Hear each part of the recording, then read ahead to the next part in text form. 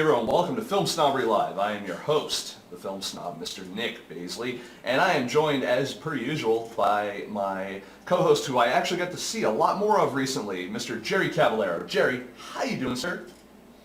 Hi, everyone. I'm doing great. And let's just be clear, by seeing a lot more, you just meant quantity. You didn't see more of me. I definitely saw your in a deep sort of way. No, I definitely saw your vast quantity of Jerry.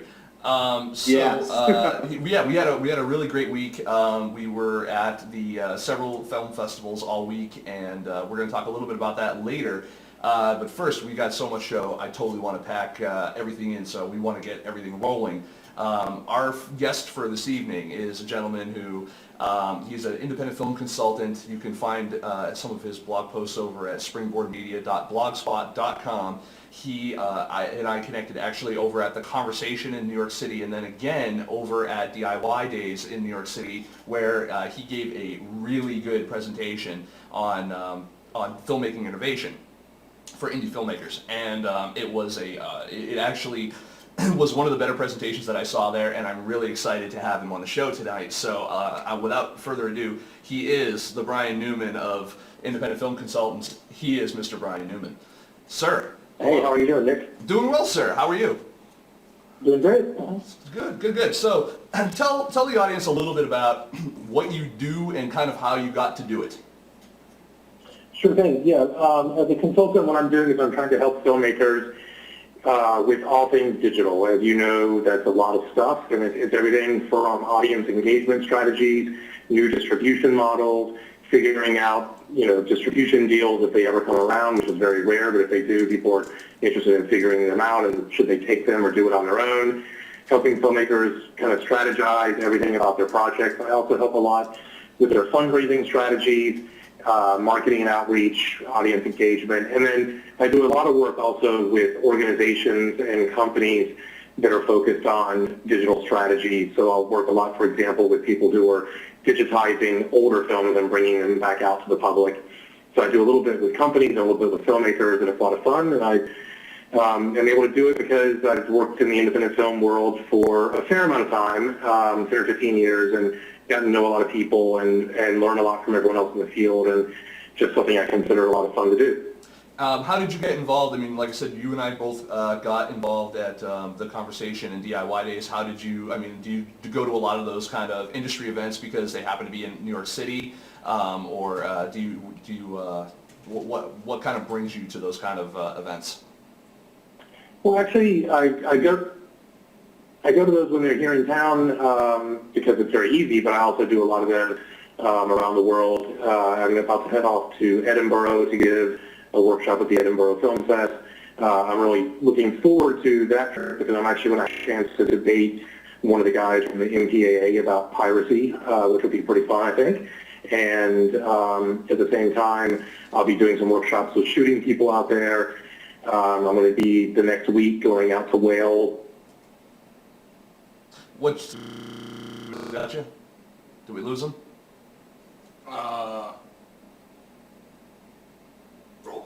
All right. Anyway, if we lost him, we'll have him back in a second. Brian, if you can hear me, I can't hear you. Anyways, Brian is actually a big advocate for piracy, and he has a kind of a his methodology is going from free to fee, and I think that that's really really good. Ryan, do we have any idea if Brian's coming back? No. Okay. Jerry, we lost Brian. Did you break Brian? Jerry? Jerry too. Did we lose everybody on Skype? Ryan, are you looking at the Skype? What's going on with it? Nothing. Okay. They're two spinning fucking circles. God damn, what's going on? So, anyways. Talk. Hello. Nick. Yes. Sorry about that. I don't know at what point we got disconnected, but I'm back. You were just about to talk about, you were talking about how you're going to be going to Edinburgh and you're going to be talking, debating some anti-piracy and piracy type of politics, and then you're heading over to Wales? Yeah, going over there. There's a group called Power to the Pixel that does a lot of workshops mainly in the UK and other parts of Europe, about kind of new media, transmedia, where things are going in the future. And I'm heading over there to do a big lab, actually, for 10 days with a bunch of different producers from around the world on transmedia projects. I'm looking forward to that because there's a lot of people there that are bigger experts than me on this, like Jeff Gomez, Lance Weiler, et cetera, and I'm really looking forward to joining them at this event. Okay. Did you, what do you take away? I mean, you go to a lot of these events and you're the one doing the talking a lot. Do you take away a lot from a lot of these kind of things when you go to either speak or you listen to other people? Oh yeah, absolutely. I mean, that's the best part of it and one of the reasons I do it. You know, I feel like I've got some things to say, but I'm still learning, and I think that's what's important for every filmmaker, every producer, everyone in the film business is no one knows everything, no one's really the expert. We're all learning from each other, we're all contributing to the conversation, and so when I'm there, I'm, you know, hopefully sitting in the audience the entire day and listening to what everyone else has to say, and my favorite moment is listening to other filmmakers that are doing this day to day on their films and learning from them what's working for them, what strategies that they're using that are, you know, helping them connect with audiences, helping them get their story seen by other people. That's the best part of these conferences. All right, all right. Now, you had mentioned that when you go to Edinburgh, you're going to be debating some of the politics of piracy and anti-piracy. What is your stance on that? Well, it's pretty simple to me. I think that we can debate piracy and whether it's good or bad all day long, but at the end of the day, it's pretty much impossible to stop it. So since the average young person today will go onto a pirate network, and if they look for your film and they don't see it there, their usual response is, this film must really suck because no one bothered to pirate it. I mean, like it or not, that's the way they think about this. So instead of trying to fight it, what we should do is figure out how can we use it to our advantage and think about, yes, I'm actually 100% behind filmmakers getting paid, but if someone's going to pirate anyway, let's at least try to work that into our business plan and figure out a way that we can still make money even though people are getting on pirate networks. The other thing I think just real quickly is that a lot of people who are downloading stuff on pirate networks are audiences who either wouldn't pay anyways, or even more often I think a lot of times it's young people who don't have a credit card and they have no other way to buy it online. So in some ways, you're even building up your fan base. Sure, in the perfect world, everyone would pay for every minute they watch your film, but if that's not what's happening in the current reality, we might as well embrace it and figure out how to use it to our advantage. Now, do you think that do you think that every filmmaker should have, you know, a quote unquote like a pirate strategy, or do you think that do you think that only some movies of certain genres maybe should be pirated because they have a better response to that audience than others? I mean, is there a strategy to piracy? That's a great question. I mean, I think there's definitely films that can use, not just piracy, but the whole notion of free content to their advantage a little bit better. I mean, I think you're aware of films like Ink that ended up getting pirated, and that got them so much attention that it led to more sales of their film.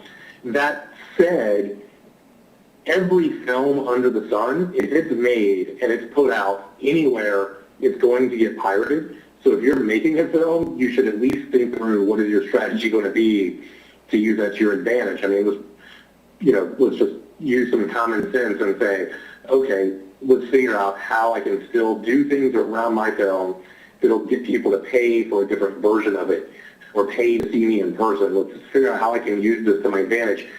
I wouldn't say every person should have a pirating strategy because filmmakers have a lot of other things to worry about, but they should just be cognizant that that's going to happen no matter what. And they shouldn't get so worried about it. They should figure out, are there any positive things to it that I can use to my advantage? And I can go into those in more detail if you want, or we can move on if that's something that's too boring. Well, no. Do you think that, real quick, do you think that the studios and also, well, maybe not the studios, but let's say distribution companies, particularly distribution companies that are picking up independent films, do you think that they are, do they have an opinion one way or another if they're like, well, it's already out there and it's pirated, so we're not going to pick this up? I mean, are they becoming more receptive to, like, this is just the way it is? Oh, actually, I think that if you are an independent filmmaker who is trying to find a distributor, you should definitely not publicly state any kind of opinion in favor of piracy, and you should not say that that's a part of your strategy, because most distributors are completely scared of it still, and they do think that that's something really negative. So there are exceptions. For example, Sita Sings the Blues, Nina Paley put her film out completely for free on pirate networks. She made it available for free, not on pirate networks, on other websites, etc. And she did find a relatively traditional distributor to take out her film more traditionally. But that was a younger distributor. They were upstarts. They were very tech savvy. For the most part, if you were to say, hey, I went and put my film on a pirate network, most distributors would say, well, then we're not going to work with you. They would also say that if you put it up for free on YouTube or some other place or for a small fee, you have to really strategize your entire distribution plan. You can't just have it happen willy-nilly. What I was speaking more to is probably the average independent filmmaker that I think is a FilmSnobbery viewer who's probably realizing pretty quickly they're not going to get traditional distribution. This is going to happen to their film anyways, so why not figure out a strategy for it? But you definitely have to be careful, know what your film is, know who your audience is. And if you think you do have that film that HBO or some other distributor in the more traditional sense is going to be interested in, you should know that you will still get pirated, but you shouldn't participate in aiding that, because it'll work against you with traditional distributors. And, one of the things that you do talk about as far as, you do look for new distribution strategies. It's part of what you talk about and stuff like that. Is there anything new that you can share with the audience that is relevant to, we talked a little bit about pirating and how that can actually work into your distribution a little bit. And, is there anything, what's the new thing? Everyone's talking about, we were both at DIY Days. We heard Jeff Gomez talk about transmedia. Lance Weiler's doing a project where he's got, something going on, the Android phones that ties back to his new movie. There's a lot of, talk about hybrid distribution and hybrid theory there. What's your, what is, do you have anything that you see as a more up-and-coming trend or anything of that nature? Well, that's a big question. I think that the main thing is if you're a filmmaker and you're taking your films, your content, however you want to say it, out to the public, you have to realize that whether it's piracy or the fact that more and more people are getting things on legal networks that are ad-supported or other bases, or they're getting films off iTunes or other places for a relatively cheap price, that you're up against a lot of other competition for people's attention and their money. And so you need to develop strategies that engage audiences beyond just the content you're giving them. Now, I don't mean that those things should surpass the importance of the film you're making. As a filmmaker, you should stay focused on the film you're making, but you have to also think, what are the other things around my content? What other experiences can I give to people? Can I work in, it can be something simple, like I'm going to go on tour with my film and people will pay because they want to see me at the Q&A after my film, or they want to meet me and my cast. Or it can be much more robust, like, Jeff Gomez, who's doing transmedia projects, where you might be thinking of things like gaming and alternate reality games and graphic novels and all these other things that may tie into your film.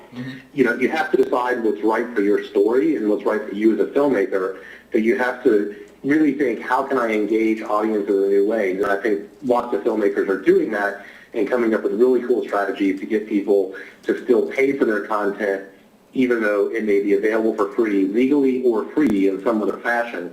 And I can give multiple examples of that, but one of the projects I'm most excited about is Vodo, which Jamie King started up. Have you already spoken with him or aware of that project? No. Well, I know of Vodo, but no, we haven't spoken with him yet. No. So if you want to, kind of prep the audience a little bit as to what it is, go right ahead. Sure. Vodo, there's a filmmaker named Jamie King, and he has a collective that he works with that made a film called Steal This Film. And the movie was, as the title sounds like, they were encouraging people to steal their film. They are much more than I am, very much copyright leftist activists. And they said, let's just give our film away for free. And they realized that that was actually working to their advantage. They ended up being seen, or they were at least downloaded off pirate networks, more than 6 million people had watched their film or some aspect of their film through a download, so you can't tell if they watched it in its entirety. And after a while, they put up a little button that said, if you like what we're doing and you just want to support us, you like the artist, you want to pay the artist directly, you can make a donation to us by clicking this button. And it worked, and they raised about £50,000, which, depending on the exchange rate today, would be somewhere between $75,000 and $100,000 from people donating to them, even though you could get their film completely for free. And as you probably know from speaking to lots of other filmmakers, $100,000 US is actually a fair amount of money to make back on an independent film, especially a very low-budget independent film these days. So they did pretty well, even though they're giving away for free, and they've developed a system now where it's called VODO, which stands for Voluntary Donation. And any filmmaker that you have to go through a selection process because they're kind of in their beta testing mode right now and they can only handle so much. But they've worked with all the pirate networks to feature one independent film on every pirate network's front page at the same time on the same day. And that translates into pretty huge numbers. Most pirate networks get approximately 10 million viewers or more per day on their website. So your film is put in front of tens, if not hundreds of millions of people every day. Not everyone's going to download it. If it's on the front page of that network, they might. And they put a button called VODO where people can voluntarily donate to your film. Now they've just started doing that, so who knows if it'll work. Right. But it's one of the, it's one example of someone saying, let's turn this on its head and turn piracy in our favor. Now, whether it's piracy or whether it's event premieres or anything like that, festivals, anything, just because you make a film doesn't necessarily mean people are going to come to the film. Do you deal at all with advising filmmakers on how to get people to actually watch their film? Sure. Attracting and finding the audiences. majority of the work that I do, and that I frankly can recommend a lot of other great people, some of whom, like Sherry Kamler you've interviewed, or John Reese, those kind of people who do some of the similar things. I'm not the only one helping people with this, but the idea is that your film is now competing with somewhere north of 50,000 other films every year, probably, depending on who you talk to, that are out there. And you're not just competing against other independent filmmakers for viewers' eyeballs and attention spans. You're competing versus everything else people can do with their leisure time now. And even if you're a consumer, an audience person predisposed to liking independent film or low-budget indie films, just good stories, whatever it is, you have plenty of options today. So people have to figure out a way to stand out. And let's just say that you've already got a great story. You've got a great story. You've done a great job with it. You've got compelling content. You still will have a hard time sticking out. So you have to develop a strategy of how do I build my audience? How do I build my fans? And that is, everything from the obvious, old-fashioned marketing to the new kind of social media, networking and outreaching, using transmedia to build deeper engagement with audiences and hope they'll spread it on to others.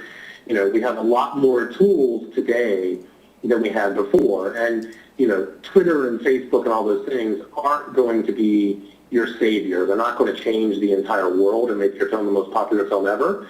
But it's a darn better way to go about reaching out to audiences than the old way of having to pay hundreds of thousands of dollars to take out a gigantic ad in the New York Times. You have a lot of options now to help build your audience.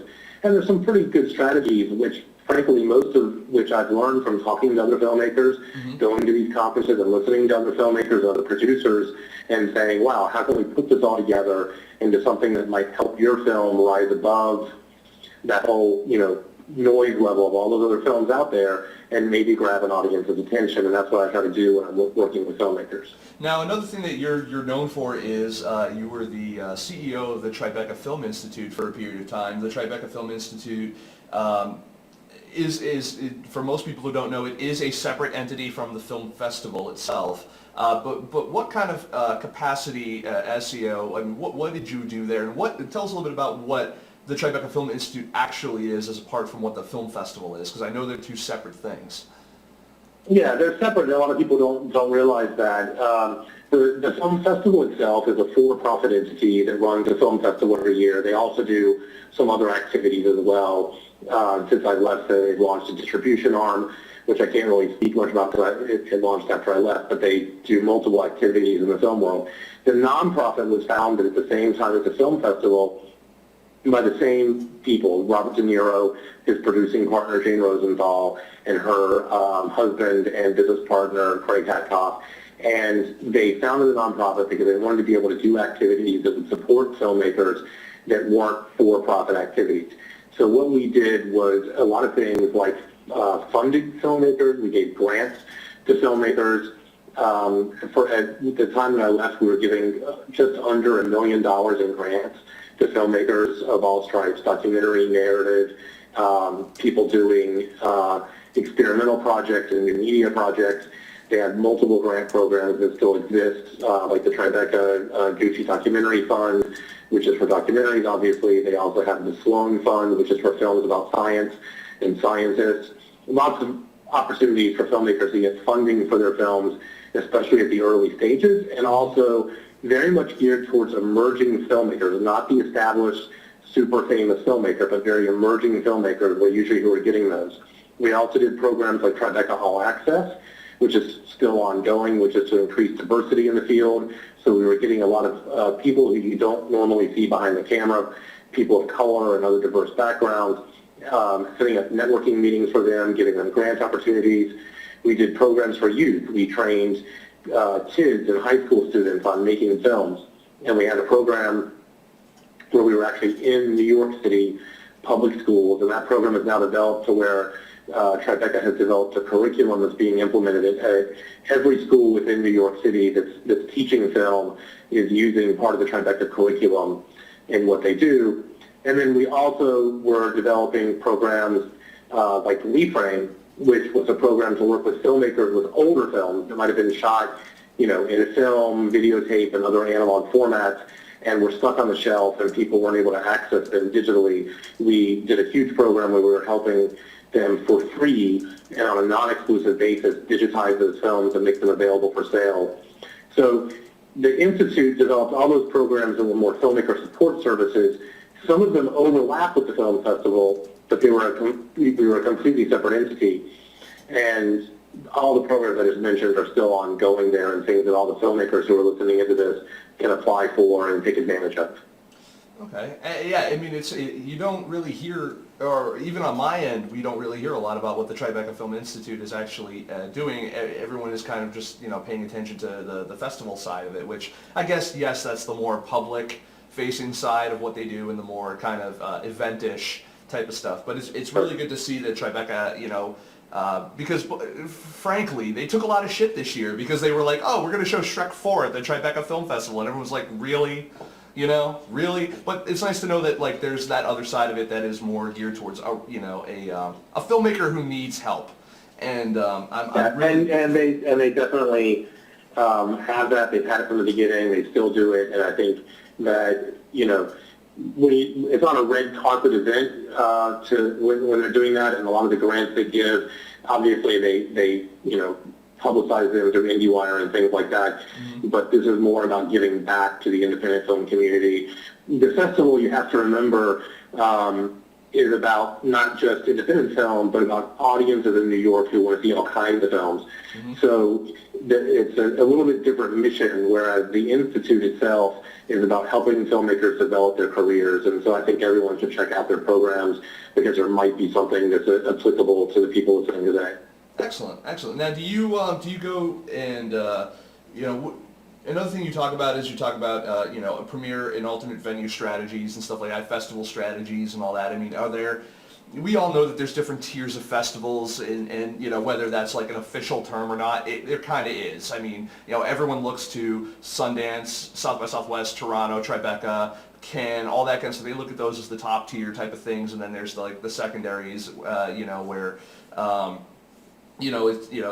that these ones are probably still very well attended, and they might be still an Oscar consideration type of venue, but they're not Sundance. do you encourage filmmakers to just broadly apply to a lot of film festivals? Do you go through a festival strategy situation with them where you're like, okay, you have this genre film, will play well here, here, and here. These might be your best bets. I mean, do you have a, what is your stance on that? And also even just, a regionalization of, so a filmmaker has a film and they can't get it in, they can't afford to four-wall it at a regular theater or rent something out. Do you advise them on like, okay, so we're going to get a screen and we're going to put it in a bar and we're just going to, open bar for an hour or something, or, like what kind of things do you talk about when you're advising filmmakers on what to do with their premiere strategy and their festival strategies? Yeah, it varies for every single filmmaker, and I think every filmmaker, whether they're working with me or someone like John Reese or Peter Broderick, whoever, Caitlin Boyle, anyone, I think everyone will tell you the same thing. You need to be very focused on your film and its particular strengths and weaknesses, your resources, what you're capable of doing, and your goals. Your goals can be very different at different stages in your career. Sometimes your goal might be just making your money back. Other times it's getting recognized for your talent. And then you have to look at your film and its release strategy, taking festivals into account, but also thinking through every other kind of strategy, whether it's showing it in a bar or spending the money to four-wall it in a theater, renting out that kind of space. You have to know what are you capable of doing, what kind of team can you bring to support your project, and what fits with your story and what types of audiences might come to it, and build a strategy. And for every film, it's going to be very different. There was a time when you could say the best strategy is to premiere at Sundance or name your festival here. It could be South by Southwest or Toronto or whatever it may be. And then we're going to hope to find a distributor and do whatever. Or even if we're taking it out on our own without a distributor, that's still the best strategy. That's very different now depending on the film. One thing that I do feel very strongly about, and that I think been a little bit different than the rest of the herd on, is I do not think that premiering your film at a Sundance or any similar festival and premiering it at the exact same time, day and date, is a good strategy. I think it's a horrible strategy, and I think that it's not the right strategy for most independents to choose. People do that thinking that Sundance or South by Southwest is their moment of maximal visibility in the film community, and I think that's wrong. I think that is an industry perspective. You and I follow Sundance, and we don't just follow Sundance or South by Southwest. We follow what films are in it, and we know that in advance. And for us, that's the point of maximal visibility. Mm-hmm. But the general audience, the general public, they know that Sundance exists and South by Southwest, but they don't look at what's in the schedule and what's getting rave reviews. Yep. And you really have to take the time to build up an audience for your film. Audience building is an old-fashioned thing you used to have to do before we even had the internet. You still have to get people to be aware of your film to make them want to spend money on it or even pirate the film. They have to know that it exists. And to do that, you have to build a strategy that lets people know about your film and know why it's good. So I'm still a big fan of looking at other festivals, regional festivals, building your audience, connecting with audiences directly, building word of mouth. And what any filmmaker should be trying to do is figure out what's the optimal strategy for their film, given the genre, given their strength, given how much money they have in the bank, all those different strategies, put them together and build the best strategy for your film. It's funny because you are very audience driven as a person. You talk about it a lot. You recently on your blog, springboardmedia.blogspot.com, if anyone wants to check out the article. We both had very passionate reactions to Ted Hope's 38 Reasons Indie Films Failing article, and my response was a little different than yours. But one of the things you actually did kind of pick out of that was that number 25, where you feel that yes, we know incredibly little about our audience and their behavior, and you kind of done that. You've written other articles about it as well, and you do go on to say that you're continually amazed at how little we think about and how little we know about your audience. What can a filmmaker do to get more information about it? I mean, is it more? It's got to be more than just collecting email signatures and stuff like that when you do a screening, or it's got to be more than just how did it do at this festival? I mean, what other kind of information are we looking for from our audiences? Are we combining social media along with this? Are we what are we doing to build this optimum audience so that way when our film does come out, or whether it is out already, we can start selling money, copies of these films and stuff like that. I mean, what's the deal with that? Well, it's a great question. First off, I'd say the two things you mentioned, things like having an email list, those aren't bad things. I can't tell you how many filmmakers I speak to who don't have an email list, and then when they're about to take their film out on their own, DIY style, they don't have a list to email to, and they don't, even if you pick up by a distributor, they're not going to be upset if you have a very good email list of your fans or a big following on Facebook or whatever it may be. So those actually are good things to think about. It does go beyond that, but before I go into that, I would say I definitely want to make clear when I posted my response to that and mentioned the audience building necessity, I'm not negating that filmmakers still need to stay focused first and foremost on making a really good film, making their film, expressing their art, expressing their creativity. Those are still a top priority, but you definitely have to, in today's market where you can't count on getting a subsidy from the state as you can in a lot of European countries, and when you can't count on a distributor coming along and being your partner under the best case scenario, leaving aside some of the horror stories you hear, even in the best case scenario, you often can't count on them coming along to help you with finding an audience. So often you're stuck being the one that has to do that. So you need to be thinking from the very earliest possible stages of your project, how can I build an audience? Who is the audience for this film? How can I attract them? And a lot of filmmakers shy away from that because they want to stay focused on the creative side. But it's not an either-or situation. You have to have both. And you can also recognize that if you're the filmmaker who's not good at thinking about marketing and you're not good at thinking about audience building, bring someone onto your team who is. That might be your producer. It might be what John Reese calls a producer of marketing and distribution. It might be some intern from the local college who just loves your film, but find someone who can help you with that and just do it as early as possible. And it used to be that you kind of had a hunch. People will like this because they liked this Jim Jarmusch movie, or they like this Sally Potter movie, and my film's kind of like that or whatever. Well, we have enough things now between social media tools, social networking tools, new strategies online to start building up audience from an early stage, that you can really start connecting with your core audience a little bit earlier than you could before. It just wasn't as easily done before, and now there's some easy tools to do it, and we should be taking advantage of those tools as much as possible.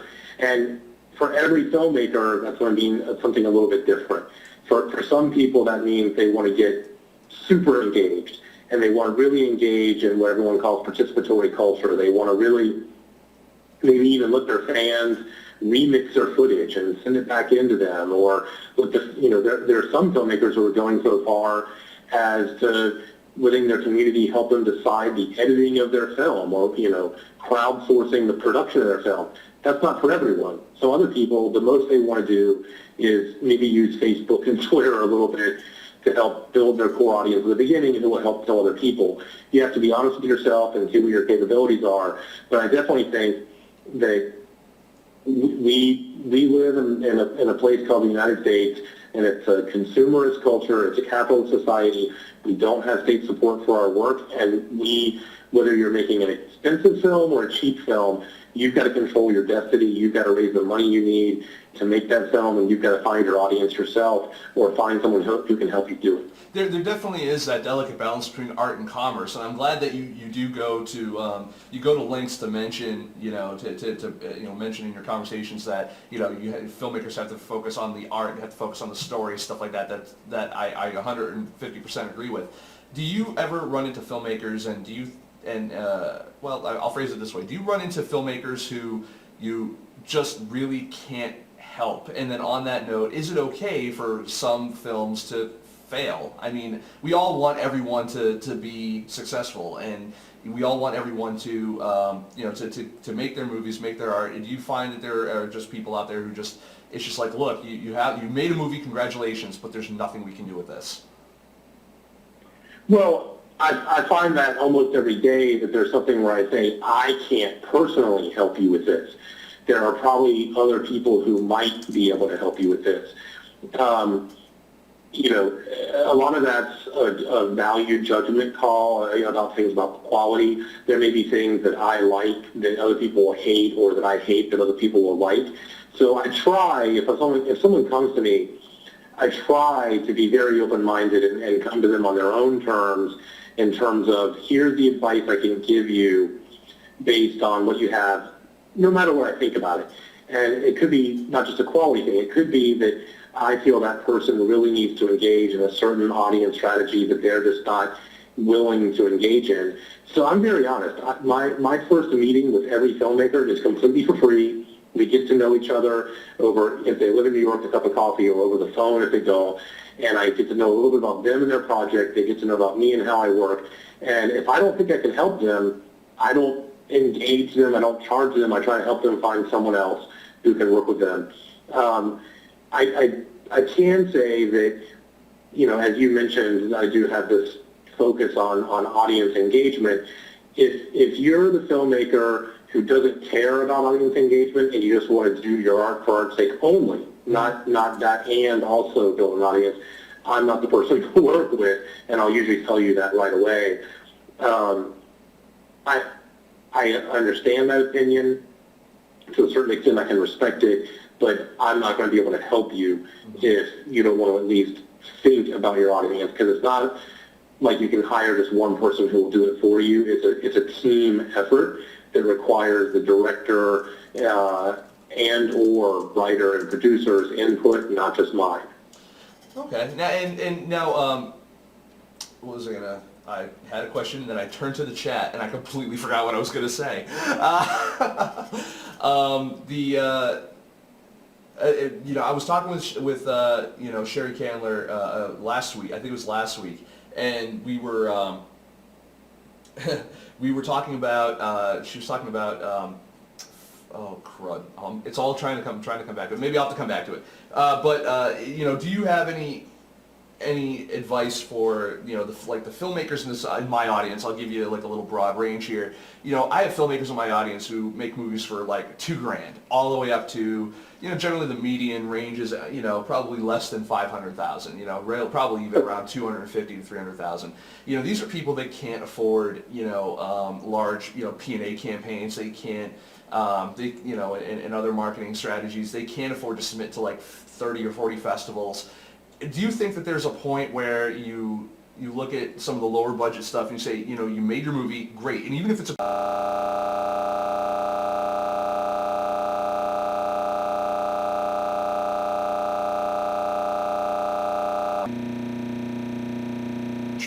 to getting good press, good reviews, good you know, getting the name of your film out there with you know, by doing more than just the freebies like Twitter and Facebook? I mean, is there, you know, do you find that you know, doing that can be done on the cheap? Well, here's what I would say in response to that to begin with, and then we can dig into it more if you'd like.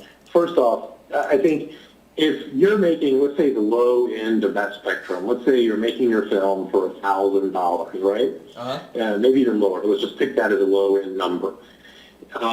If you're doing it because you're trying to learn and you're just trying to establish your voice, that's a completely valid thing, and you should put all $1,000 into that. Maybe save $100 for one or two festival entry fees and the time and phone calls it takes to beg for a free entry fee to a couple others. Because a lot of what you're doing is experimenting, learning, and building your voice, and that's completely acceptable. But for the most part, I would say, if you have a little bit of a goal to get seen by an audience, then you should always take some portion of your budget. Some people would push for as much as 50%, but I think it can be less. It could be 10, 15, 20%.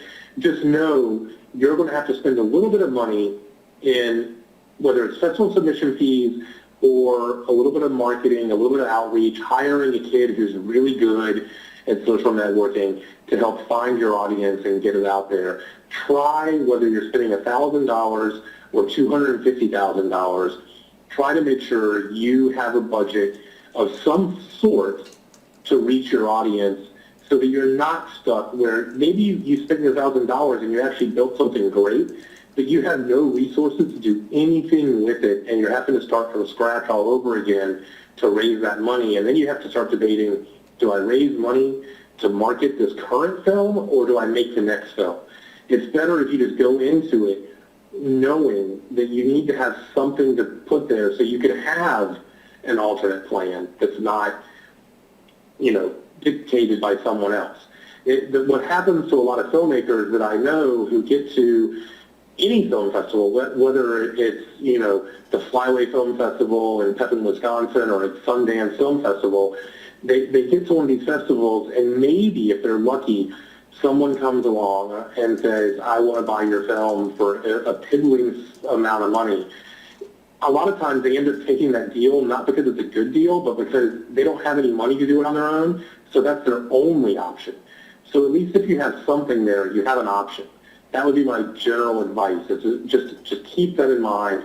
You want to put every cent into realizing your vision, but if your vision can't be seen by someone, then it's only your vision, it's no one else's. So save a little bit of money to try to get it out there. Well, Brian, I really want to thank you for coming on the show, because it seems like you and I have very similar opinions and thoughts and feelings on the industry in general, and also a lot of the other aspects of that, including marketing, distribution, and stuff like that. It's refreshing to see someone else who's also a lot more positive about the outcomes, and positive about how, there is hope. And I think that's something that a lot of filmmakers, they look at the myriad of options that are out there right now. They also look at the, they look at a lot of the success stories, and sometimes they say, why not me? And then they get despondent about the money aspect. They get, and there's a lot to it. And it's good to see that there are other people out there that are going, no, you can make this work. And, maybe just try this or that or the other thing. So I want to thank you for coming on the show. If anyone out there wants to connect with Brian, and one way to do it is you can go on Twitter, and you can go to, he's twitter.com/bnewman01.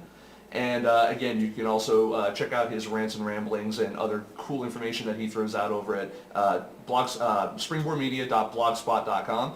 And I just want to thank you for taking the time out to chat with us tonight. It was very, very informative, and I'm really looking forward to taking this off when we go offline on the live show tonight. I'm looking forward to taking this and getting the archive version up immediately, and you guys out there can go check that out right here at live.filmsnobbery.com, probably later on this evening or early tomorrow morning. So thank you very much, Brian, for coming on. Is there anything else that we're forgetting? Anywhere else that people can find you, or? No, that's all great stuff. Thanks for having me on. I look forward to watching the rest of the show online tonight and in the future. I'm glad you're doing this stuff to help out the community. I think that's what everyone should keep in mind is, in addition to making your films, what little thing can you do to help other people get theirs realized, and that's one of the things you're doing, so I think it's great. Yeah, thank you. I really appreciate it. And the next time I'm in New York, we definitely have to do the whole coffee thing or whatnot. I think that would be awesome. I'd love to pick your brain some more.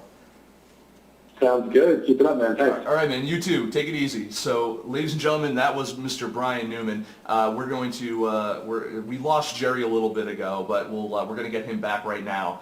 But one of the things that we're going to talk about when Jerry gets back on is we're going to talk about.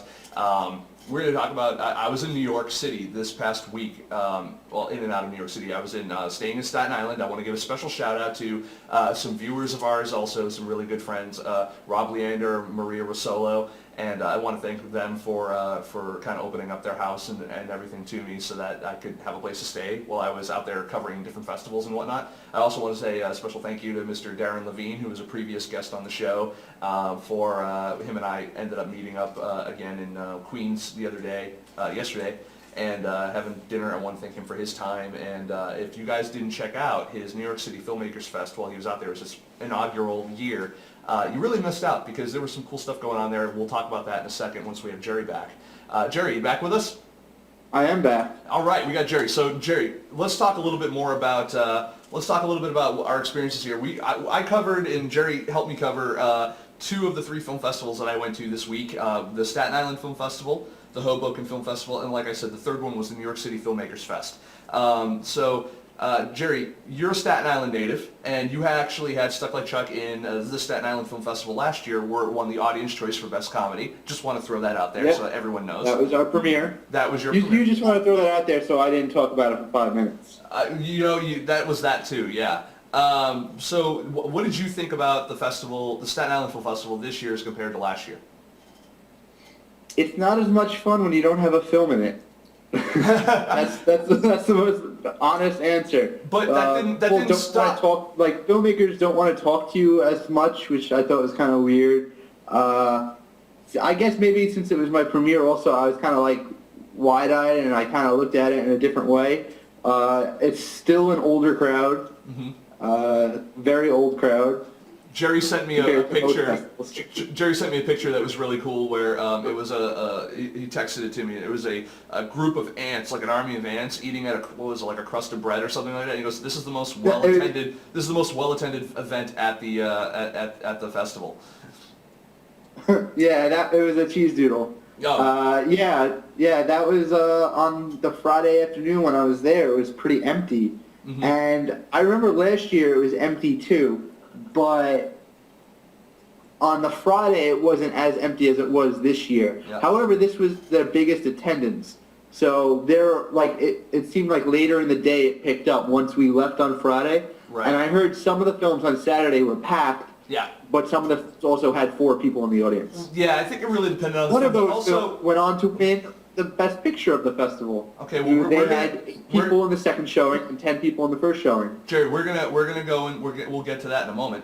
But Yeah, I'm just saying. Yeah. the big God's thing own about thing. why this was probably very well attended at some points was because not everything took place in one place. Generally, I think last year most of everything took place at the College of Staten Island, which is a pain in the ass to get to, from both a public transportation standpoint and a regular transportation standpoint. Because I've experienced both between this year and last year, and it sucks.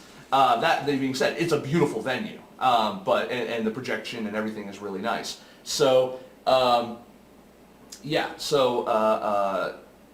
Ryan, are you ever going to get rid of the Brian Newman graphic?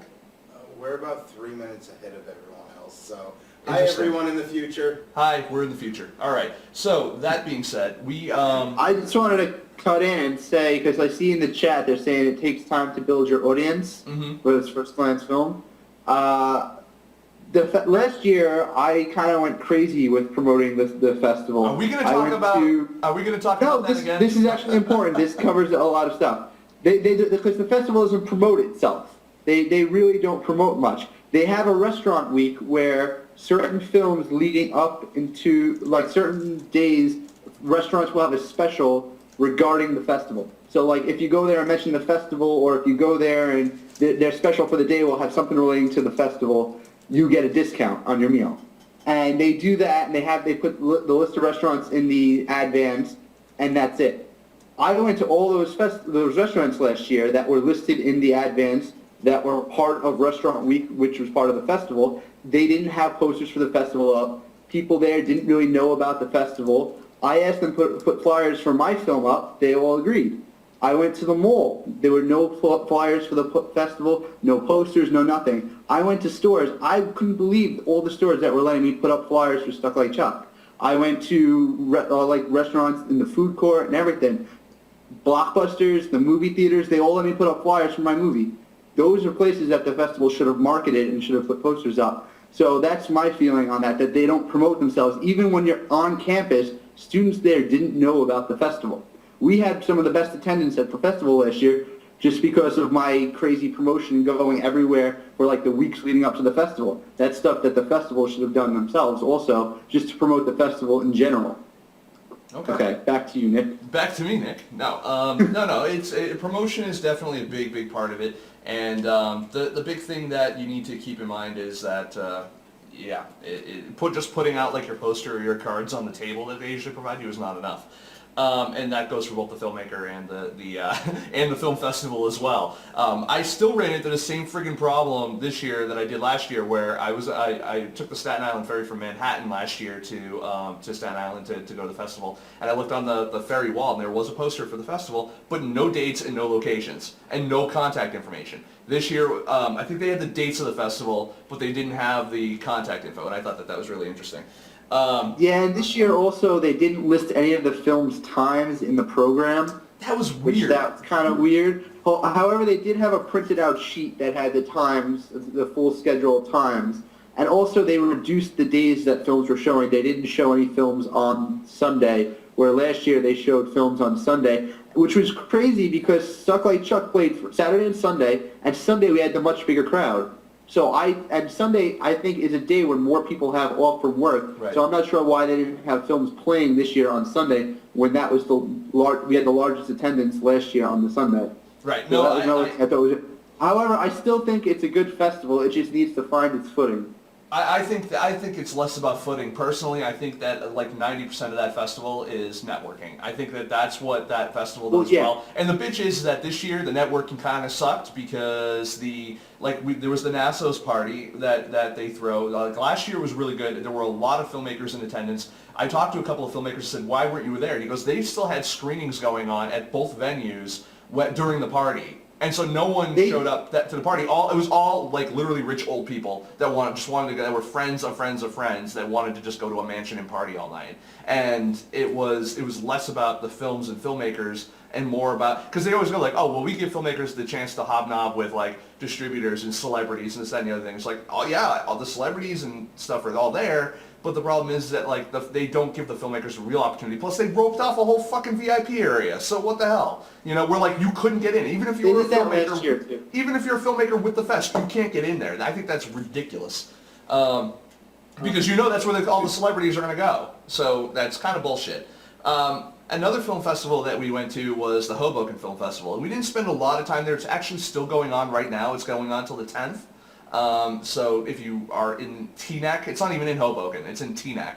If you're in Teaneck, New Jersey, you can go check it out. Interesting thing, Jerry and I went there opening night to the opening night show, and we both got sick. We still don't know why, but whatever. Jerry, you have some interesting information to give about that, though. Like, we were looking through the program, we were looking at the various films, and we got some information from another source as well about that festival. And why don't you share with the audience a little bit about like what happened with that? Sure. So I was going through the program, just checking out some of the films. This was after the festival, like after we went to the festival. I was back home and I was just bored, so I was flipping through the program. And I noticed that about 8 of the films were either written or produced by the founder of the festival and the executive director of the festival.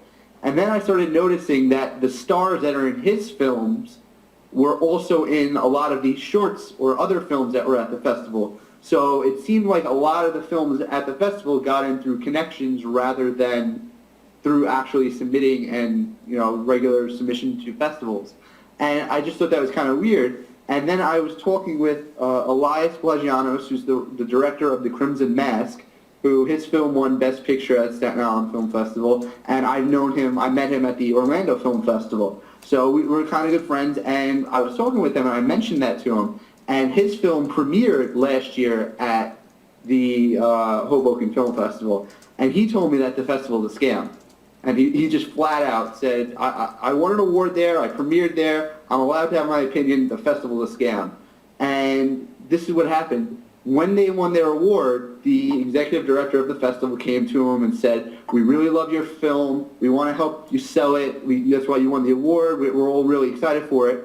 Make me the executive producer of your film, and I'll come in as a sales agent and get your film sold to Universal Studios. So this was his first fest. He was really excited. He did it right away. He signed with him, and he got him as the executive producer.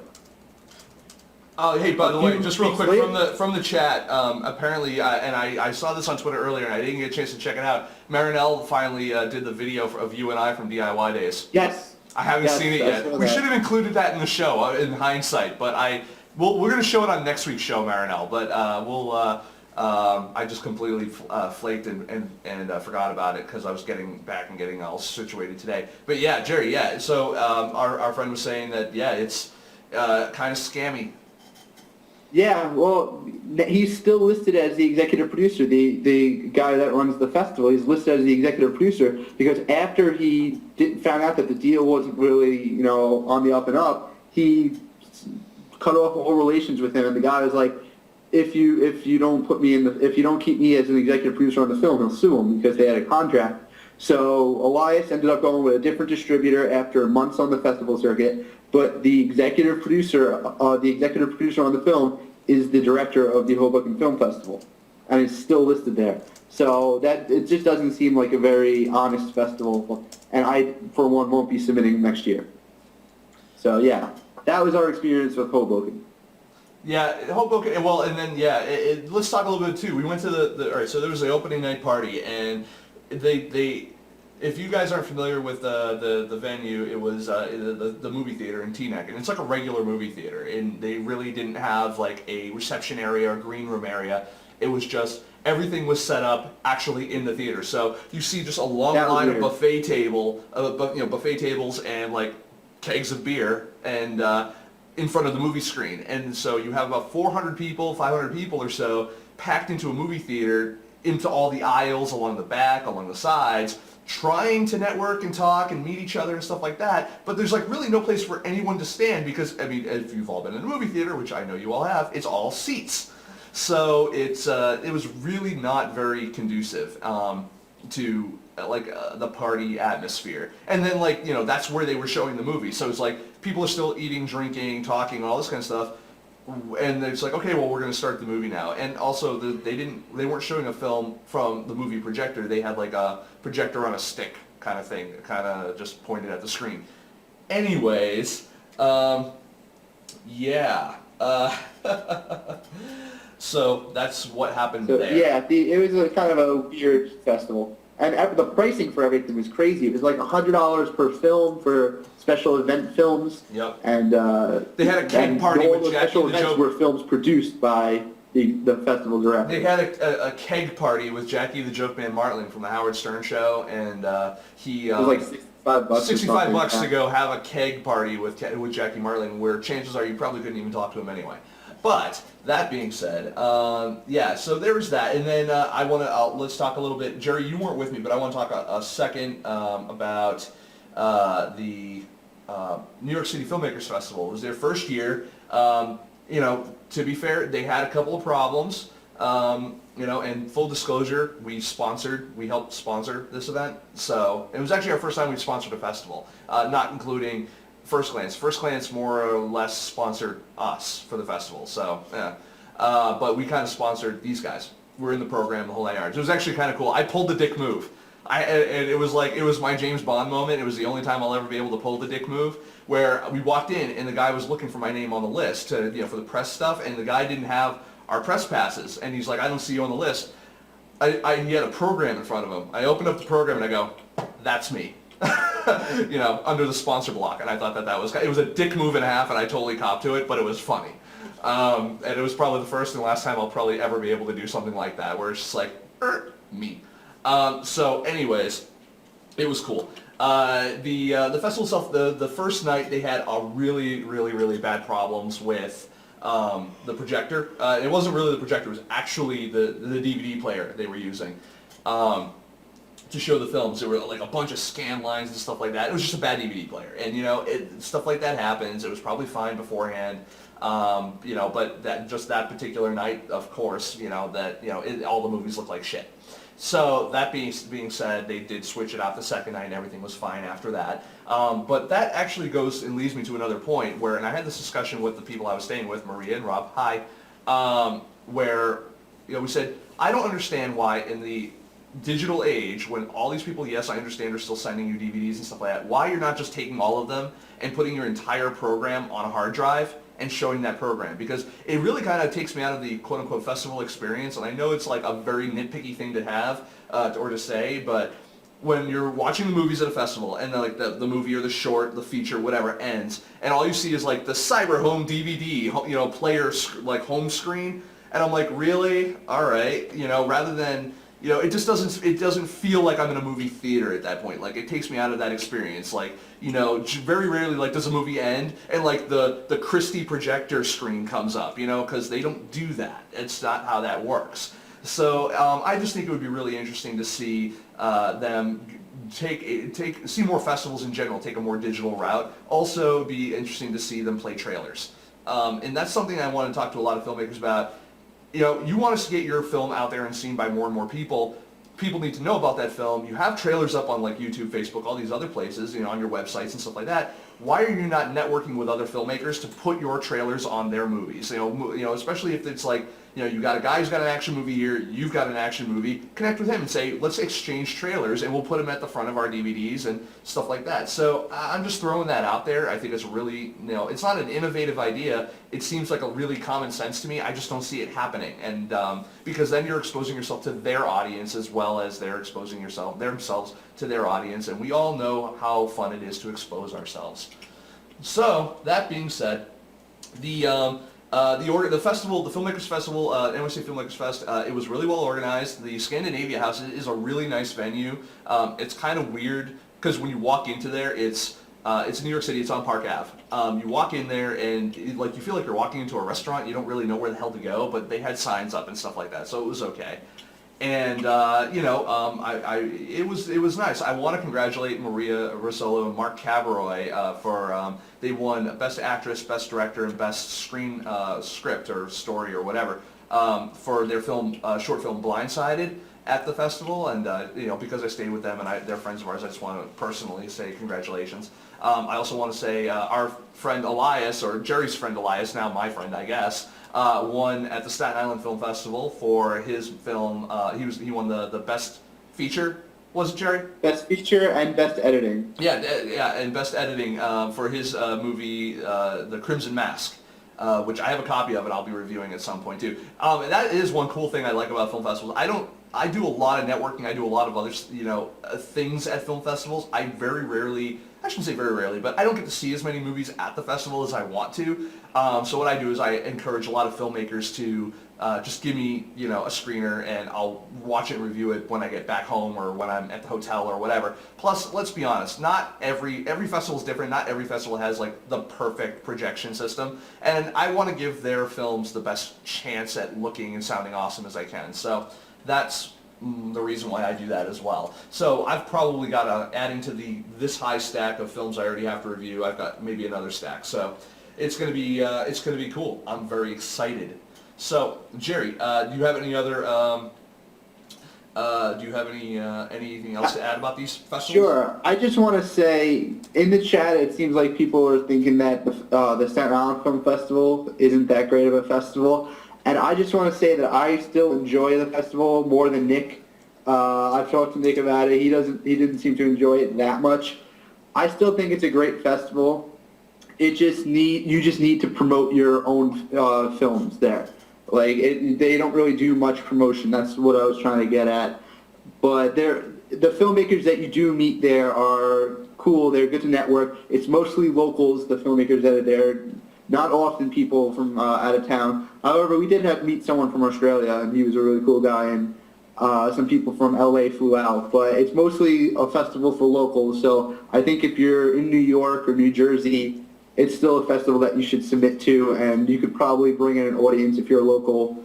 And so I'm definitely going to still submit to that festival. So I just want to put that out there, because I know we did talk down about it a little bit. You're just trying to hedge your bets so that when you actually apply for them, first of all, no one's watching this, but that being said... no, that's not at all what I'm doing. I really think it's a good festival, and I enjoy meeting the people there. There are a couple of things that I really... think more locals. Look, the couple of things I really like about that, you're right. For you, it's really good because there's a lot of local people that get your name out there in the local scene. I totally get that. And I like the fact that the festival... They focus less on making money and more on the films and getting people to the festival, even though they kind of sabotage themselves doing that. A lot of the you can get free passes for that for Staten Island anywhere. Like they were literally giving away free 4-pack passes for their festival to go see movies and stuff. So there's, there was that aspect. They rely a lot on their quote-unquote corporate sponsors like National Grid and EID. I can't remember the name of the SIEDC. They're the ones that put the festival up. They run it, yeah.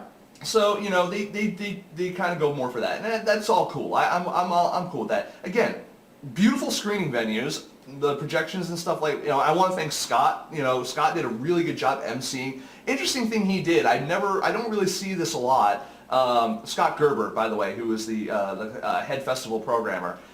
He does something really interesting at the films that you don't see a lot. At the end of each block, he has all the filmmakers or whoever was involved in the films come up, and it's general Q&A time. It's funny because he'll actually ask questions to the filmmakers, which kind of I think is like the warm-up for the room, and then he'll go to like the audience for questions. But it's funny because I don't see a lot of festival organizers taking that deep of a role into the films and the filmmakers, and his questions were really, really intelligent. We actually have an interview with him that we did while we were at Staten Island, and you'll see it probably in the next few days or so once I continue to get caught up. But yeah, I would I do recommend Staten Island. I mean, it's just it's just a bitch to get to. And it's the parties they throw are fun. I still feel that Staten Island is more of a networking opportunity than a get your movie out there and seen by tons and tons of people place. I don't think their audience is like the median audience in Staten Island was like 60 versus like Hoboken, which again we know how I feel about Hoboken. Well, it wasn't even in Hoboken; it was in Teaneck. But I mean, the median age there was like 25 to 35. You know what I mean? So. I mean, I guess it's also one of those things, like, as a filmmaker, you need to know, like Brian said, you need to know your audience. And so if you know that the audiences that attend these different festivals fall within different age groups or fall within whatever, this can help you make a more informed decision on where you're going to put your film. So do you agree with that, Jerry? I do. Excellent. Now we're on common ground. Do you have any tips for filmmakers? Like, is there anything you learned from last year to this year at Staten Island that, like, either you would have done differently, or that do you have any tips from what you saw at Staten Island for other filmmakers? Like, okay, we saw this was a good idea. How about trying to implement this? And we are live. I don't know. That's a good question. I saw this year there was a much bigger lack of promotion in the filmmakers themselves. Like I said, that I went to the mall, I went all over the place and put flyers up and stuff, and I didn't see that from a lot of people. And I talked to a lot of filmmakers there, and they were like, yeah, we should have done that. And I'm like, why didn't you? And they're like, this is our big premiere. And I'm like, why didn't you invite people and put flyers up and go and network and go to places before it? Like, a lot of filmmakers just assumed the festival would do it. So really, the festivals, they're trying to get people to the event, but they're not promoting your individual films. And actually, I mean, they lost your posters. It's like a highlighted main film of the festival. And let's be honest, you ship them cards, you ship them posters, whatever. I mean, how often does that stuff get lost? I know that a friend of ours, Maria, they had some posters for their short Masculinity that went walkabout for a while, and then you had some issues where getting your artwork back at the end of the festival, like they were just throwing stuff away, and that stuff costs money. Yeah, well, usually you don't get your stuff back at the end of the screening and stuff. They definitely won't ship it back to you. But since I was there, I wanted to take the posters off the wall, but I didn't realize that was the last screening last year, so they just started ripping the posters off the wall. Mm-hmm. I can't really fault them for that. That was really the volunteers that were doing that. Mm-hmm. But they did save like some of the postcards and stuff, and said if I wanted them, I can go pick it up at their office. So that, I mean, I wouldn't fault them for that, but yeah, definitely at least send your stuff out, because the people that are at the festival will see it. And pretty much the only cards I saw out were from people that were local, that were actually at the festival. I don't think anyone shipped their stuff out. I also do a lot of networking, like after the festival. Like while I'm there, like I walk around, I talk to people, like I get business cards and stuff like that. I do a lot of my like hardcore networking though after the fact. Once like the filmmakers are done being bombarded and having to worry about their films and this, that, and the other thing, it's like, then I'll email them and be like, all right, look, we didn't have tons of time to talk during the fest, and, now let's talk about your stuff, and let's see what we can do. So, yeah, overall, 3 great festivals, or 3, I shouldn't say great, but 3 festivals over the week, past week, really, really busy. New York City Filmmakers Fest, good first year. I'm really excited to see how they open it up this year. I think now they have a basis, something that they can go and they can say, well, look, we were successful, we pulled it off last year, and find more investors, sponsors, etc. for next year. So I'm really looking forward to that. Also, another thing for all the festival people out there, I went to 3 festivals in the same area all in 1 week. Don't do that. That sucks. There's actually more too. I know, that there we was didn't go to. Brooklyn, and then there was, And New Fest, which is the lesbian, gay, bisexual festival. yeah, and then the roof, and then there were other, like, it was Internet Week, so there's tons of other stuff that was going on too in the areas. It's just like, look, know the area you're in. I mean, Staten Island is like the same time every year, so I can't blame them too much. And I know that Hoboken probably is like, well, we're in another state technically, but really they're right around the corner. It's like 2 bridges over, you're done.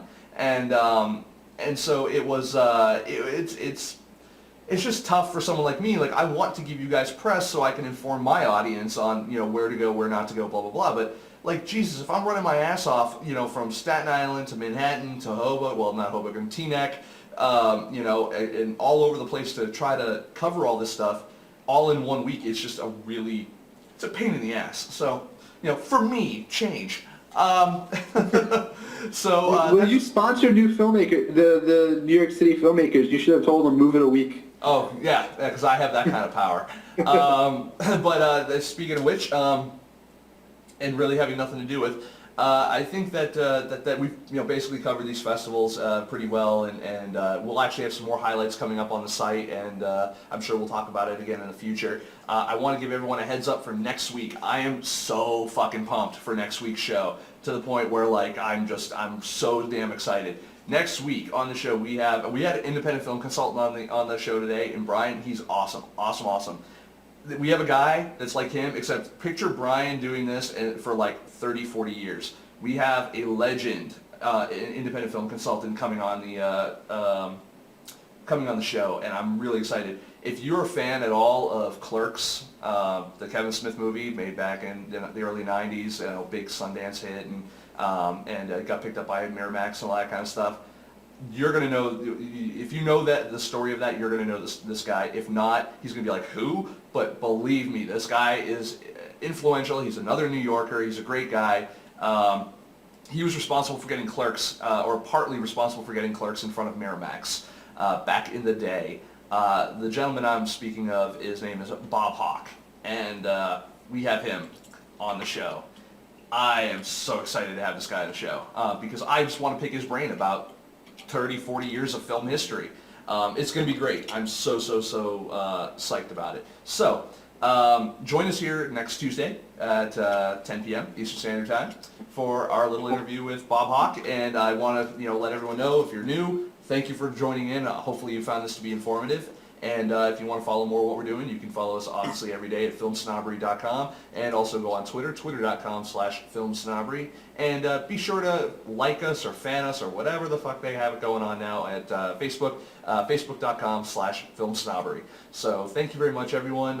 Jerry, you want to say goodnight to the audience? Yeah, I just want to say one quick thing before we go. Is it Stuck Like Chuck? A few days ago, I posted the making of Stuck Like Chuck on Vimeo. It's a 16-minute doc that goes from concept to premiere, and I released it exactly 1 year after we premiered at the SINY Film Festival last year. So I just I'm going to put a link in the chat. It's called Stuck Like Jerry, and it's on Vimeo, and it's all on my site and everything. And it's just a good little making of doc that actually shows you how I made the film, unlike most that are just fluff pieces. So I just wanted to push that out there, because I'm always pushing Stuff Like Chuck. But also, I've been getting a lot of good feedback, and people have said that it's actually really helpful. So I figured, why not? Why not? And I know Nick's going to kill me. Yeah, you got to do what you got to do, Jerry. So, so that's Jerry, everyone, and that's our show for the evening. So again, join us again next week, same bad time, same bad channel, and we will hopefully not have some technical difficulties this week. I don't know what it is with Tuesdays. It's like Tuesdays suck up bandwidth like all over the place. But yeah, it's actually our end. We had a drop earlier. Our internet connection went out for like a second. It was weird. So we're going to see what else we can do about fixing all that kind of stuff. So thank you everyone for coming out, and we really appreciate you guys sticking around with us, and hopefully you guys will enjoy the archive version later on. So have a good night, everyone. Bye. Good night. Bye. Stuck by Chuck.